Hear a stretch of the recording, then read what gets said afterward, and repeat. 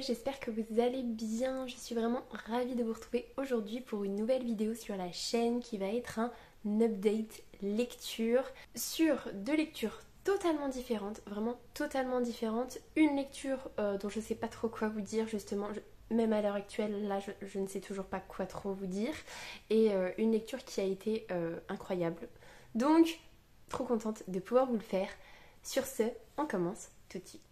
Première lecture dont j'ai à vous parler, j'avais très envie de découvrir le nouveau Christelle Dabos. Donc j'ai lu Ici et seulement ici aux éditions Gallimard Jeunesse. J'avais pas trop lu la quatrième de couverture. La seule chose que j'avais lue c'était Ici ne ressemble à nulle part, ici n'obéit qu'à ses propres règles. Ici il y a des bas, des hauts, des pairs et des impairs. Et quoi qu'il arrive, tout le monde passe par ici. Je n'avais lu que ça et ça me faisait vraiment trop envie. La couverture, je la trouve assez chouette, mais quand on n'a pas lu vraiment le résumé, elle révèle pas vraiment ce qui s'y passe. Et voilà, en fait, globalement, je voulais savoir ce que Christelle Dabos nous avait concocté. Et pour vous faire un résumé, moi du coup, pas uniquement les quelques petites phrases qu'il y a sur la quatrième de couverture, on suit un collège en fait, avec plein de collégiens, plein de points de vue différents. Et on va suivre une année scolaire avec ce que chacun va vivre. Et c'est un collège un petit peu particulier puisqu'il y a des règles, comme c'était dit dans la quatrième de couverture, il y a des règles bien particulières qui sont instaurées, on ne sait pas trop par qui, mais on sait que si on enfreint ces règles, il y a des répercussions très graves qui peuvent se passer. Il y a des phénomènes un petit peu particuliers qui se passent, il y a une substance bizarre le jeudi à 14h28 qui apparaît et qui coule dans les caniveaux de ce collège. Il y a plein de petites choses un petit peu bizarres. Et en fait, voilà, de chapitre en chapitre, on va passer de point de vue en point de vue. On va passer à peu près dans toutes les classes par rapport au point de vue d'un élève par classe. On a aussi le point de vue d'une remplaçante qui elle-même était dans ce collège-là à l'époque de son collège et qui vient remplacer un professeur voilà, en ayant le point de vue de ce qui s'est passé quand elle y était, puisque c'est cyclique, tous les ans il se passe le même genre de choses. Et voilà, c'est à peu près ça en fait. Il n'y a pas vraiment de bon résumé je pense pour ce livre-là parce qu'il est très très très bizarre et il sort totalement de l'ordinaire. Je ne sais absolument pas quoi vous en dire. Déjà, première chose, j'ai eu du mal en fait à avoir une lecture fluide au début du fait du phrasé. Comme ce sont des jeunes gens du collège, on a vraiment une écriture qui fait qu'on lit le phrasé parlé. C'est-à-dire que la négation, on n'a pas le nœud, on a des tournures de phrases, on a des mots qui sont dans le langage Jones, si je pourrais dire. Et à lire, c'est particulier en fait. Autant à écouter, quand j'avais la lecture dans ma tête, je me disais, je suis totalement plongée dans ce collège. Pour le coup, je trouve que c'est une immersion totale. Mais pour le lire, faut s'habituer en fait. Une fois que je m'étais habituée, mon rythme de lecture a été un petit peu meilleur. Et le fait de switcher de personne en personne, le fait de ne pas savoir ce qui se passe, ne pas comprendre. Il va y avoir une jeune fille qui va être choisie par la voix, qui va devenir une sorte de gourou. Il va y avoir une disparition. Il va y avoir un prince dans une des classes qui va vouloir changer de rôle. Et du coup, il va s'en suivre des choses vraiment bizarres. Et c'est bizarre, c'est vraiment très bizarre. Il y a un côté quand même très haletant parce qu'on a très envie de savoir où est-ce que ça va mener. Moi je voulais trop savoir la fin parce que c'est déconcertant en fait. Tout du long de la lecture, on ne sait pas trop où on est. Et quand j'en parlais à mon chéri, il me disait que ça lui faisait penser au... alors je ne sais plus du coup de quoi il me parlait, mais j'essayerai de retrouver, enfin je lui demanderai et je vous mettrai ici de quoi il me parlait, mais c'est tous les petits phénomènes étranges, toutes les personnes qui créent des petites choses, des petites légendes et tout. Et il me dit, ça me fait un peu penser à ça, le fait qu'il y ait plein de petites choses qui pop comme ça, des petits trucs bizarres, des phénomènes du genre, cette créature-là, elle ne se déplace que quand tu ne la regardes pas, tel jour à telle heure il va se passer telle chose totalement anodine mais qui est un petit peu bizarre. Enfin voilà, j'essaierai de vous remettre là. Mais en tout cas c'était très bizarre. Mais j'ai été très heureuse de retrouver la plume de Christelle Dabos, mais je peux pas vous dire si j'ai aimé ou pas.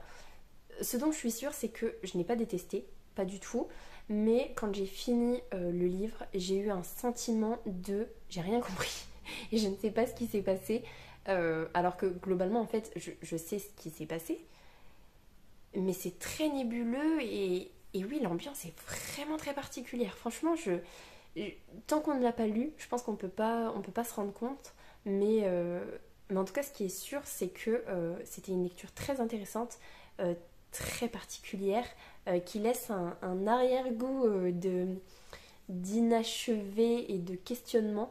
Et en fait, ça, j'ai beaucoup aimé. J'ai beaucoup aimé le fait que quand j'ai refermé le livre, je me suis dit, mais qu'est-ce que tu viens de lire? Ça sort totalement de ce que je lis d'habitude. Et en même temps, ça ne ressemble à rien. Ce n'est pas quelque chose que je n'aime pas. Ce n'est pas quelque chose que j'aime particulièrement. Je ne sais pas en fait. Et très très très bizarre en fait. J'ai pas vraiment d'avis à vous donner à part que c'est intéressant, c'est percutant, ça change de l'ordinaire et, et voilà en fait.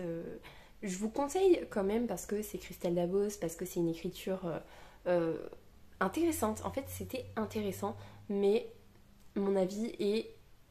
Je peux même pas vous dire que mon avis était mitigé parce qu'en fait, j'en sais rien. Je ne sais pas. C'est très, très, très particulier. Mais en tout cas, ça se lit très, très vite, hein. Franchement, il est tout petit. Il y a des grosses marges. Enfin, c'est vraiment très, très rapide. Mais donc, voilà. Je vais pas m'étendre plus parce que je pourrais rester en boucle en vous disant que je ne sais pas. Et je pense que ça y est, j'ai fait le tour. Donc voilà, j'ai lu ici et seulement ici et je ne sais pas. Au final, la conclusion c'est que je ne sais pas. Mais en tout cas, si vous avez envie de vous faire une opinion, n'hésitez pas parce que c'est quand même sympa. Et encore, je peux même pas vous dire sympa. C'est intriguant. Voilà. Le vrai mot c'est intriguant.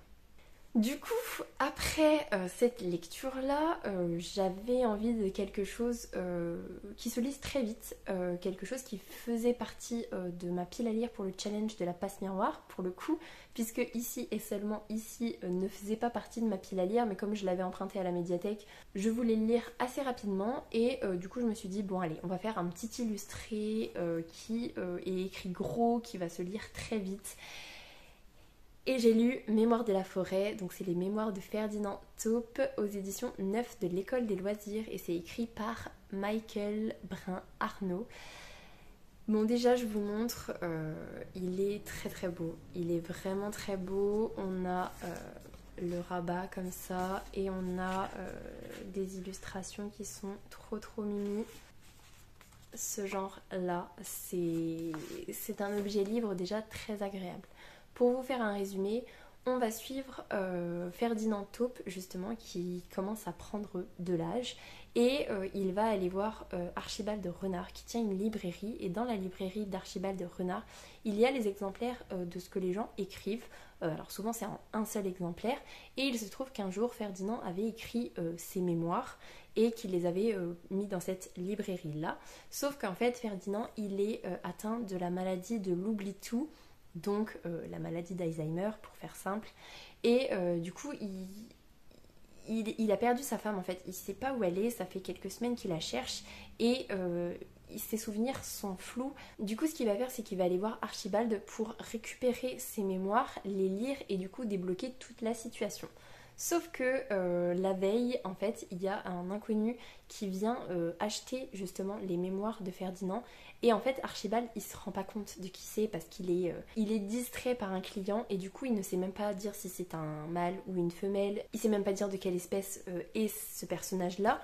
Mais Ferdinand a 5 photographies de son passé et ces photographies sont annotées des lieux et des dates et du coup ce qu'il propose c'est de l'accompagner en fait sur les lieux des différentes photographies où on le voit justement avec sa femme, avec Maud qu'il cherche et justement peut-être que les personnes qu'ils vont rencontrer vont réussir à aider Ferdinand à savoir où se trouve sa femme.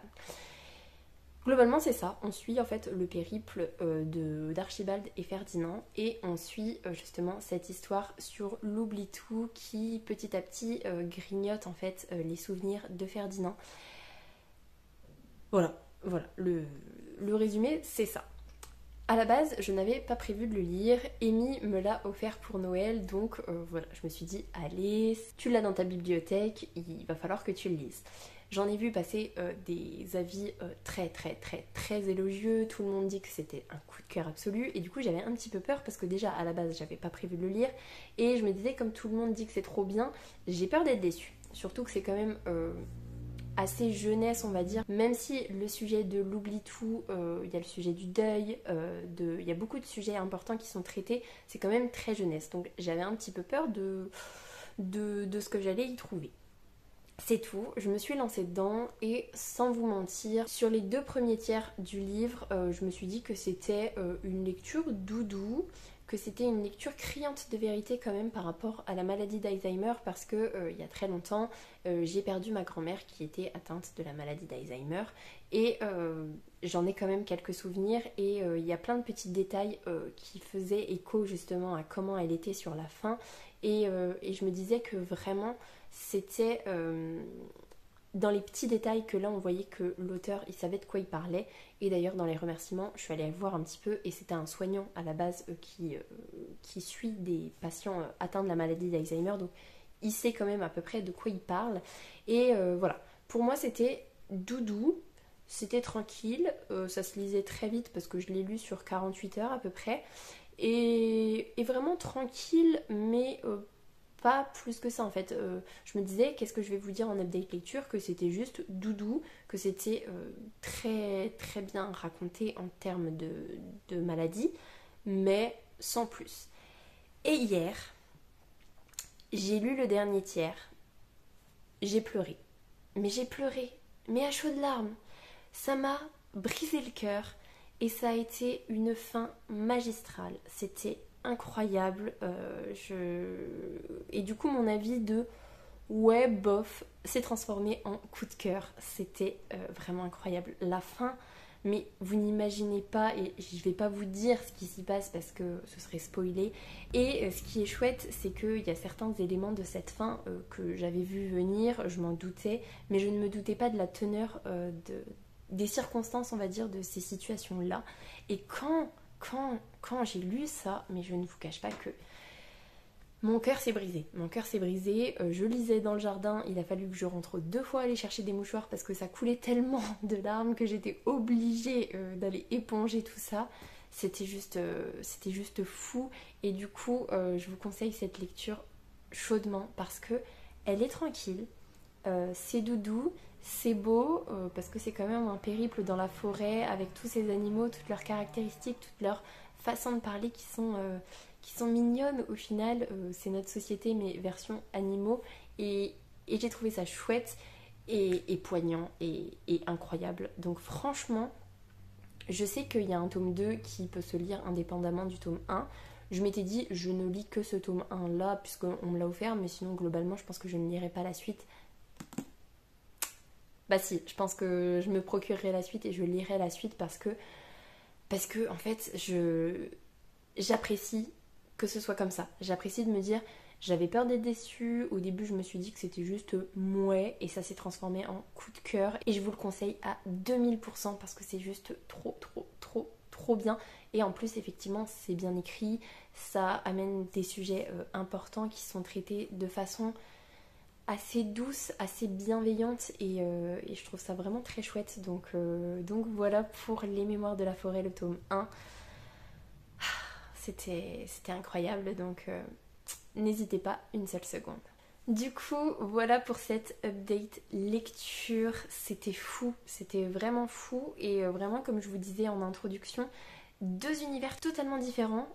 L'un dont je ne sais pas, et l'autre qui est passé de moyen à incroyable. Donc franchement c'était bien parce que ça m'a permis de me faire vivre plein d'émotions, plein de questionnements, plein d'émotions et voilà, c'était juste super chouette, des super bons moments de lecture. Donc je vous conseille ces 2 livres là chaudement. Et puis voilà, en fait, on va clôturer la vidéo ici. Du coup, j'espère que cette vidéo vous aura plu. Si c'est le cas, n'hésitez pas à mettre un petit pouce dans les airs, à vous abonner à la chaîne et à venir discuter avec moi en commentaire. Ça me fera super plaisir. En attendant, je vous souhaite une très belle semaine, de très belles lectures et je vous dis à la semaine prochaine. Salut!